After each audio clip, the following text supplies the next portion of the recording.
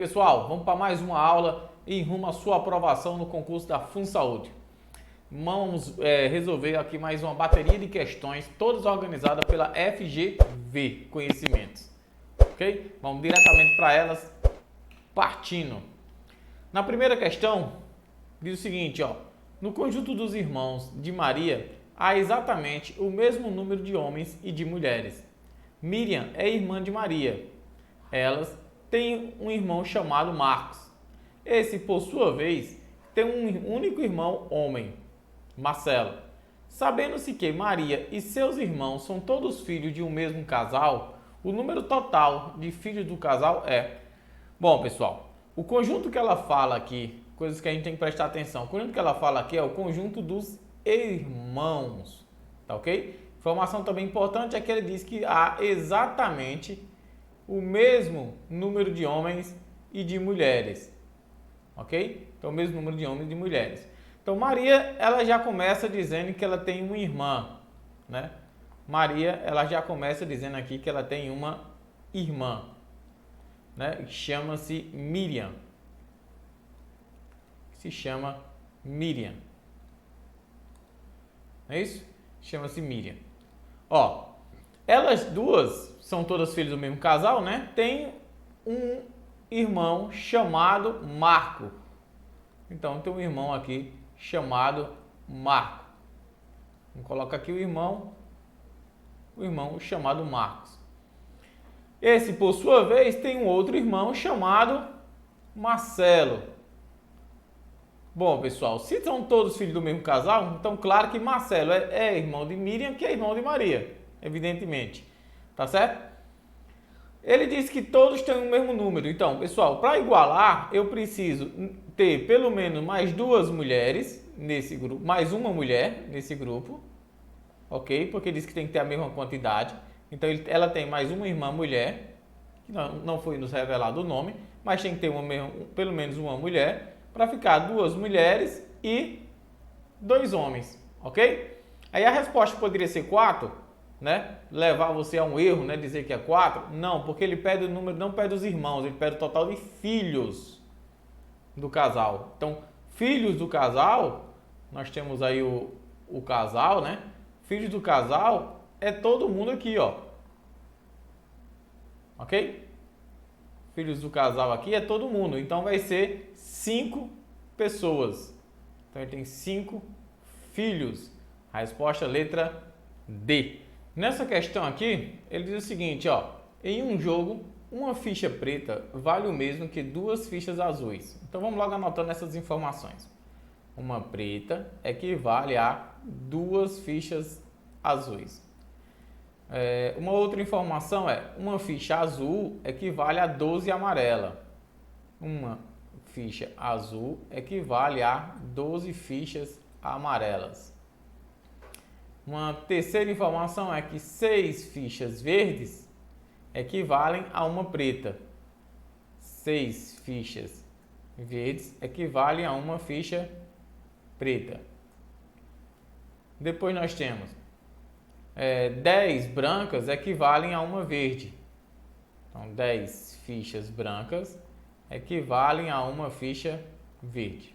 Tá certo? Bom, pessoal, aí ele pergunta: dessa forma, uma ficha azul equivale a... Então, eu vou ter que fazer a soma de uma verde com um amarelo, uma verde com 2 amarelas, uma verde, um amarelo e 5 brancas, 2 verdes, 2 amarelas.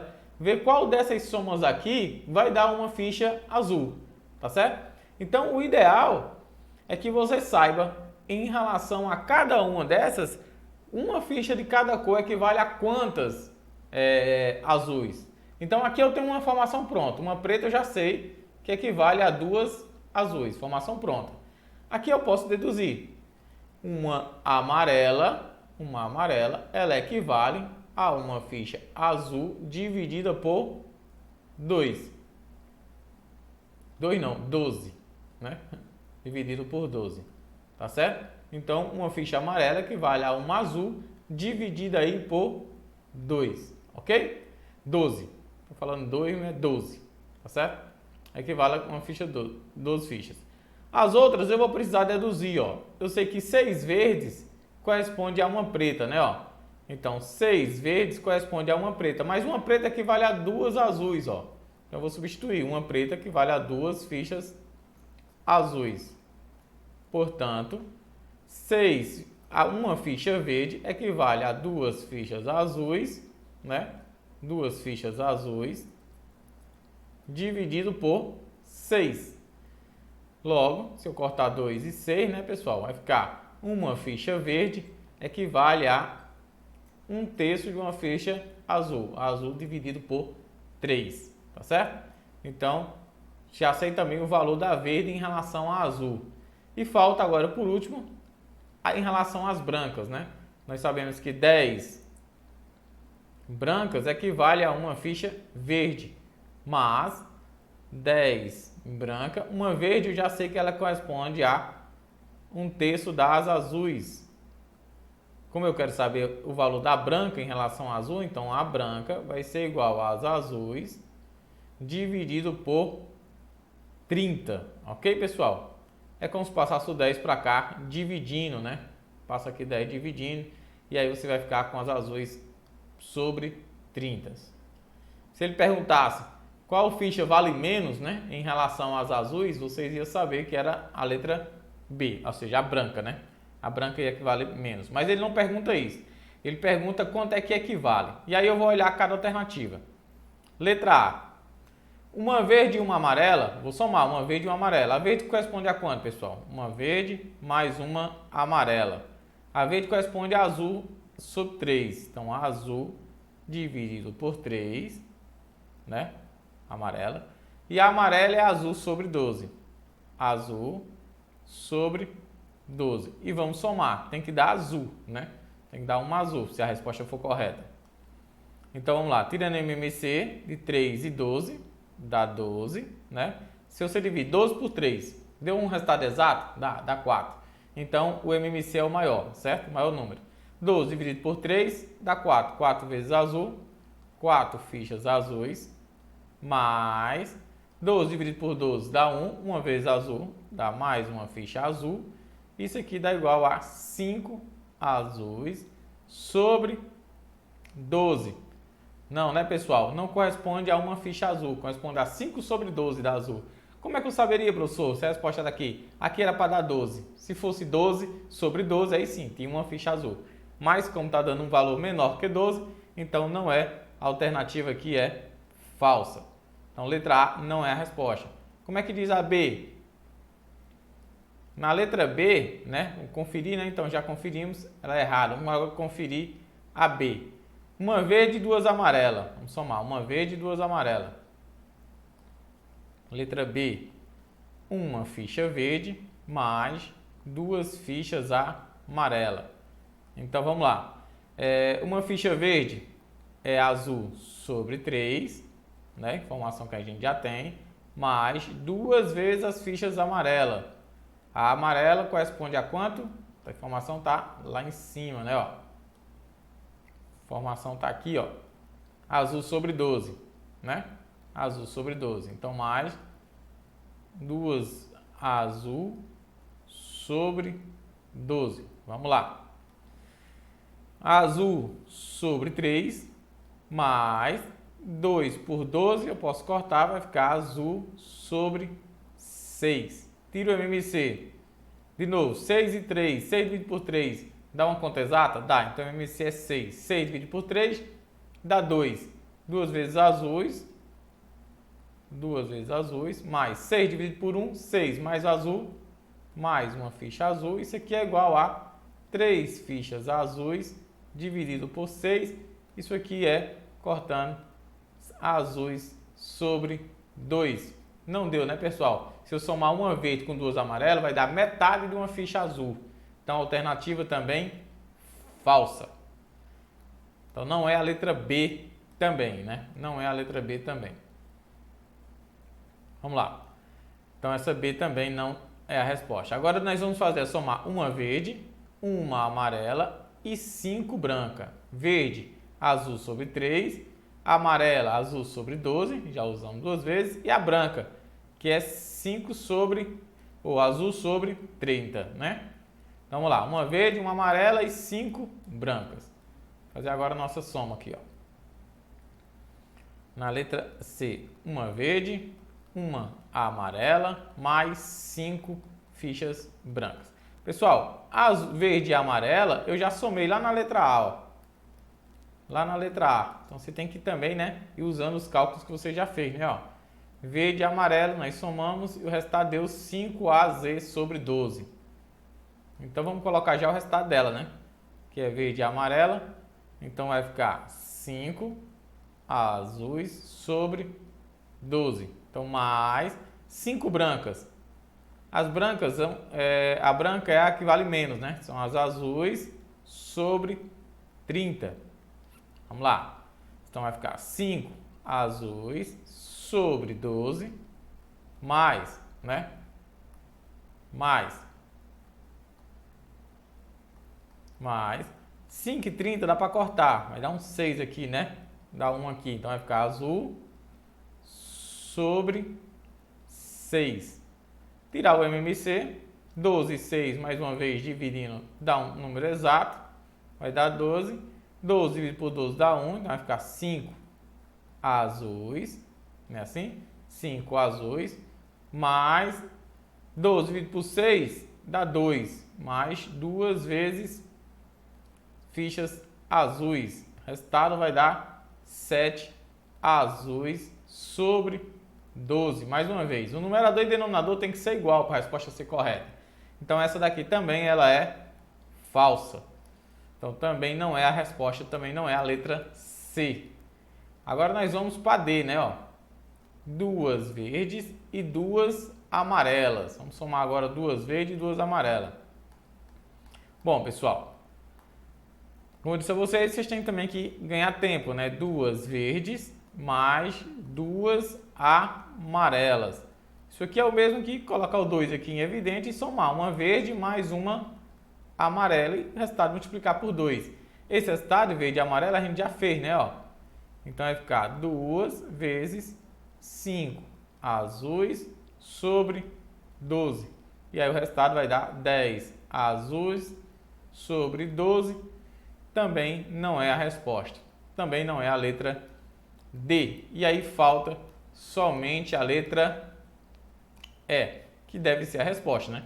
2 verdes, 2 amarelas e 5 brancas. Vamos ver aqui, né? Agora, 2 verdes, 2 amarelas e 5 brancas. Na letra E, vai ser 2 verdes mais 2 amarelas mais 5 brancas. Bom, pessoal, 2 verdes e 2 amarelas a gente acabou de fazer. Dá 10 AZ sobre 12. 10 azul dividido por 12. Mais 5 branca. Branca que vale menos. É as azuis dividido por 30. Então isso aqui vai ficar 10 fichas azuis sobre 12 mais 5 por 30 dá 6. Então vai ficar azuis sobre 6. Aqui nós vamos tirar o MMC. 12 e 6, mais uma vez, dá para se dividir. 12 dividido por 12 dá 1 vezes 10. 10 fichas azuis mais 12 dividido por 6 dá 2. 2 vezes azuis, 2 fichas azul, né? Mais 2 fichas azul. 2 fichas azul. Então o resultado aqui vai dar 12 azul dividido por 12 fichas azuis. E agora sim eu posso cortar. Isso dá justamente uma ficha azul. Resposta correta. Tá certo? Resposta aí correta é a letra E. Resultado dessa questão. Tá certo? Dá um trabalhinho, né? Não é difícil, mas deu um trabalhinho aí para ser feito. Então, resposta letra E. Podia marcar aí no seu gabarito. Bom, essa questão aí eu digo que é a questão que quem sabe mais acaba errando muito, né? Vamos lá, vou mostrar a vocês por quê. Ela é uma questão de geometria, tá no conteúdo de vocês. A FGV cobra muito pouco a questão de geometria nos concursos, apesar de colocar nos seus editais, tá certo? Mas eu vou mostrar aqui a vocês porque muita gente erraria essa questão. Ele diz o seguinte, ó, a figura ilustra uma caixa com 2 decímetros de altura, 4 decímetros de largura, 3 decímetros, né, de 3 decímetros de comprimento, tá bom? Abaixo estão ilustrados 3 sólidos.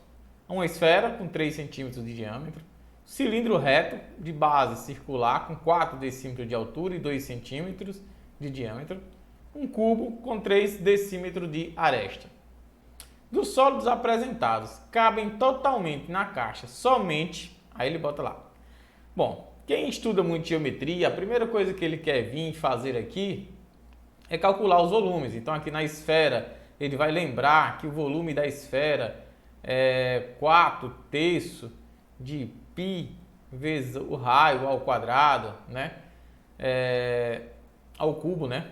Ao quadrado não, ao cubo, 4/3 de πr ao cubo. Vai lembrar do cilindro que é o volume é a base, né? Vai ser a área da base, no caso aí um círculo, né? Π vezes o raio ao quadrado vezes a altura.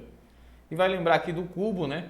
Onde o valor vai ser o valor da aresta aí ao cubo, né? Tá certo? O valor da aresta aí ao cubo.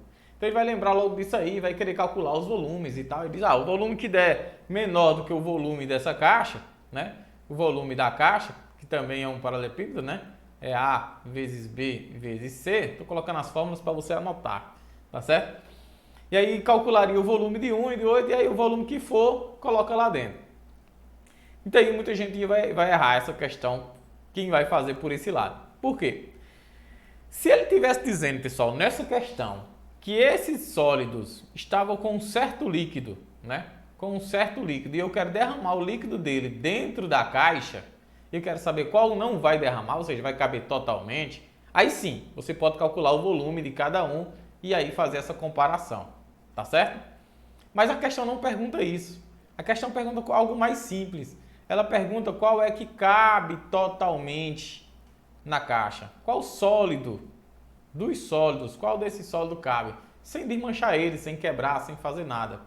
Ó, agora vamos lá, observe. Se eu botar a minha esfera de qualquer maneira aqui dentro da nossa caixa, o que é que eu vou ter? Eu vou ter que a altura dela aqui vale quanto? 3, tá certo? 3. Então ela vai ficar acima da minha caixa, porque minha caixa só tem altura quanto? 2. Vai ficar pelo menos 1 centímetro aí acima. Então não cabe. A primeira aqui não cabe, né? Ó. Não vai caber, tá certo? Se eu pegar aqui o meu cubo, vou pular aqui para o cubo, certo? Se eu pegar o meu cubo, de qualquer maneira que eu colocar ela tem de altura 3. Do mesmo jeito, vai ficar pelo menos 1 centímetro. Também não vai caber. Aí você diz, professor, e o cilindro também não vai caber, que a altura é 4. Ele não cabe dessa forma, pessoal. Mas se você deitar ele, né, ó, se você deitar o sólido, a altura máxima que ele vai atingir é 2, né? Ele vai ficar com a altura 2 centímetros. Então, pela altura ele cabe. E também esse comprimento dele aqui vai ficar quanto? 4. Certo? 4 decímetros, na verdade, né? 4 decímetros. 4, que também vai caber também na largura. Tanto ele cabe na altura, como ele cabe na largura. O único sólido que vai caber lá dentro, então, é a letra B, de bola. Tá bom? Então, essa questão era somente isso, imaginar aí como colocar o sólido dentro, e não o líquido que está dentro. Se a questão perguntar, que cai na sua prova, o líquido, né, o volume, aí você vai usar essas formulazinhas aí. Se ele não perguntar os volumes, perguntar só quanto é que cabe o sólido, você vai posicionar o sólido e colocar lá dentro e ver qual é que cabe, tá bom? Mais uma questão, diz o seguinte, ó, em uma sala há homens, mulheres e crianças. Se todos os homens fossem retirados da sala, as mulheres passariam a representar 80% dos restantes. Se ao contrário fossem retiradas todas as mulheres, os homens passariam a representar 75% dos presentes na sala, né? Com relação ao número total de pessoas na sala, as crianças correspondem a... Pessoal, essa questão tem uma maneira difícil e uma maneira fácil de fazer. Eu vou fazer da maneira fácil para você. Vamos lá. Nós temos mulheres, homens e crianças dentro dessa sala, tá bom? Nós temos mulheres, homens e crianças dessa sala. Ele diz o seguinte, ó, se retirar todos os homens, ou seja, se tirar os homens, vai passar a ser 80%, ou seja, a relação entre mulheres e o pessoal que está na sala, quem está na sala se tirou os homens? Mulheres mais crianças, corresponde a 80%. Pessoal, 80% ele pode ser representado na forma de fração sobre 4 sobre 5, né? 4 por 4 quintos, isso aqui é 80%, né? Ó, 0,80 é uma maneira de representar, 4 quintos, tudo isso aqui representa 80%. Aí você usa nas suas questões da maneira melhor. O que é que isso aqui me diz? O mais importante é o que isso aqui está me dizendo. Isso aqui está me dizendo o seguinte, ó, que a cada 4 mulheres que eu tenho na sala, ou a cada 5 pessoas que eu tenho na sala, 4 são mulheres. Pessoal, mas só tem mulheres e crianças. Então quer dizer que nós temos 4 mulheres e uma criança. Tá certo? Não é 5 pessoas no total, 80%? Então, por isso que as mulheres representam 80%. Não estou dizendo que só tem somente 4 mulheres. Estou dizendo que a cada 4 mulheres existe uma criança. 4 mulheres, uma criança. 4 mulheres, uma criança. Por isso que é 80%. Quando você faz essa mesma brincadeirazinha aqui para os homens, né?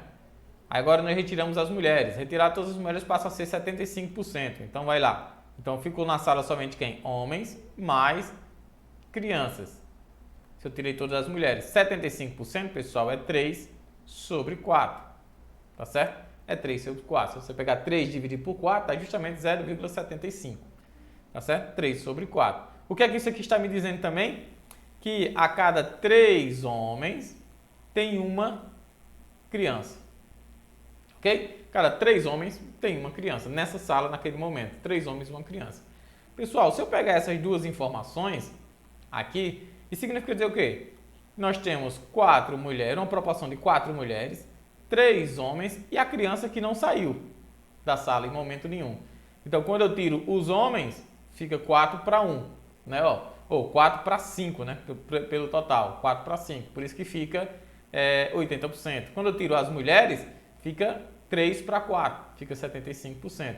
Isso numa proporção. Pode ter 400 mulheres, 300 homens e 100 crianças. Tá bom? Pode ter números quaisquer. Ele pergunta, com relação ao número total de pessoas na sala, as crianças correspondem a quanto? Eu posso usar esses mesmos números. Então, vai ser uma criança, em relação ao total, né? Vai ser criança dividido por mulheres, homens e crianças. Ou seja, corresponde a 1 sobre 8. Se você dividir 1 por 8, você vai encontrar justamente 0,2125, o que corresponde a 12,5%.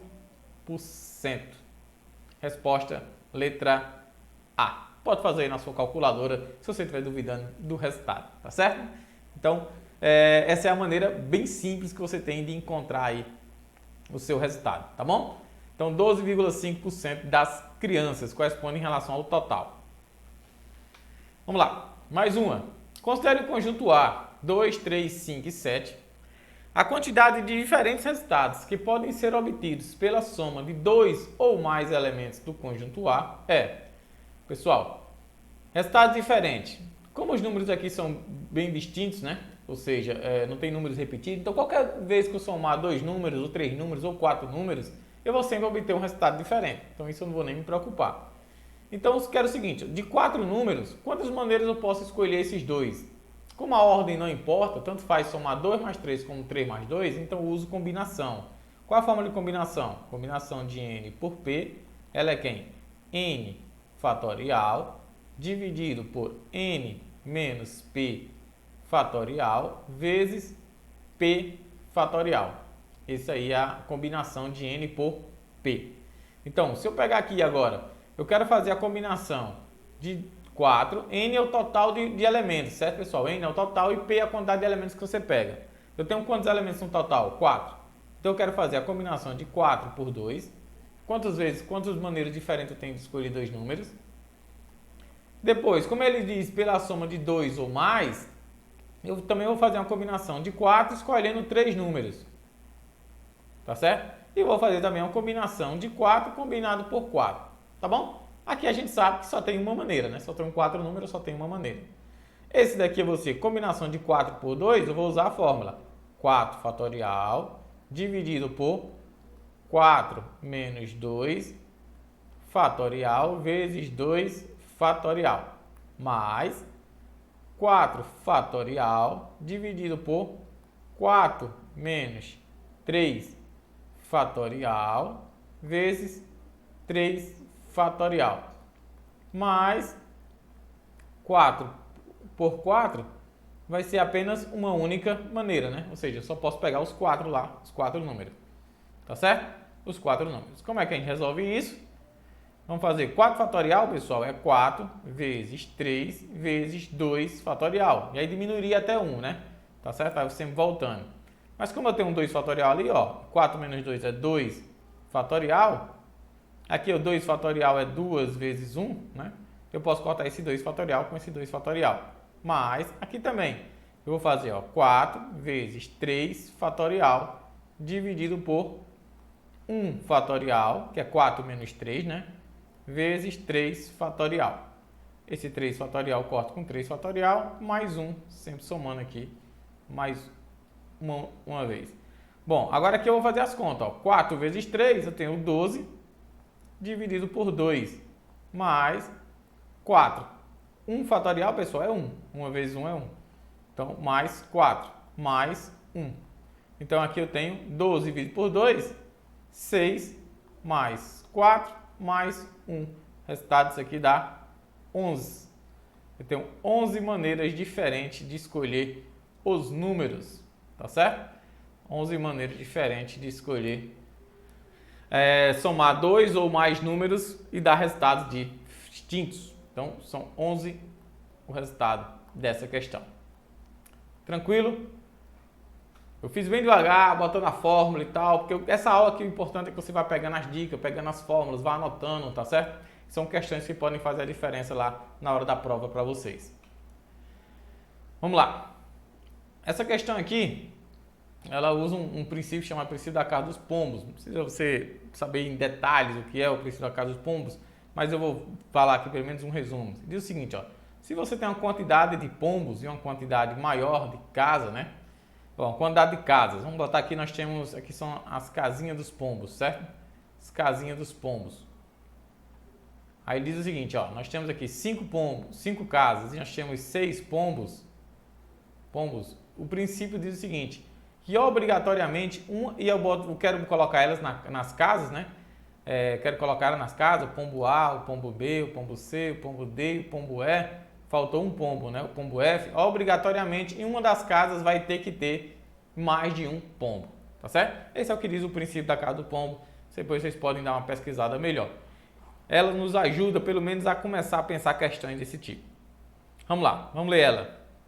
Em uma urna, há 3 bolas brancas, 4 bolas azuis e 5 bolas vermelhas.